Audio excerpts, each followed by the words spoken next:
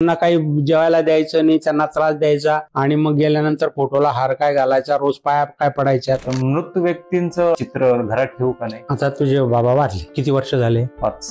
तुझ्या भावाचं लग्न कधी झालं? आत्ता झालं. आता एक पुढच्या वर्षामध्ये त्याला मुलगा होईल. आता हा समजा फोटो नसेल तर त्याला आजोबा कसं दाखवणार तुम्ही? त्याला कसं करणार की आपले आजोबा कोण होते म्हणून? आता तुझे पणजोबा तू पाहिले का? नाही. मग तुला कळणार आहे का आपले पणजोबा कोण होते म्हणून? त्यांचा जर फोटो तुला दाखवला तर ते सांगू शकतात ना, आजोबा हे माझे वडील होते बाबा, ही तुझी पणजी होती. हा फरक आहे, म्हणून ते असावे. त्याच्यापासून काही तुम्हाला नुकसान नाही ना पाणी. हा पण तुम्ही ते वारल्यानंतर फोटो लावलाय आणि लोकांना दाखवण्यासाठी त्याला रोज उदबत्ती लावतायत, रोज त्याला हार घालतायत, हे चुकीचं काम. तुम्ही ते जिवंत असताना त्यांची सेवा करा. त्यांना काय पाहिजे नको पाहिजे ते विचारा. त्यांचं खाणं वय झालं की कमीच असतंय पण गाणं भरपूर असतंय, तेवढं सहन करा. थोडे एखाद्या 2 गाज जास्त झाले तर तो त्रास पण त्यांना होणार आहे, तोही सहन करा. थोडं तुम्हाला त्यांच्या सिस्टीम प्रमाणे तुम्ही नाही वागला तर तुम्हाला 2 बोलणे पण देणार आहे ते, पण ते त्यांचा तो अधिकार आहे, तुम्ही ते मानून घ्या. मग ते बोलले म्हणून तुम्ही त्यांना बोलायचं, त्यांना काही जेवायला द्यायचं नाही, त्यांना त्रास द्यायचा आणि मग गेल्यानंतर फोटोला हार काय घालायचा, रोज पाया काय पडायच्या, ते त्या माणसाला समाधान आहे का?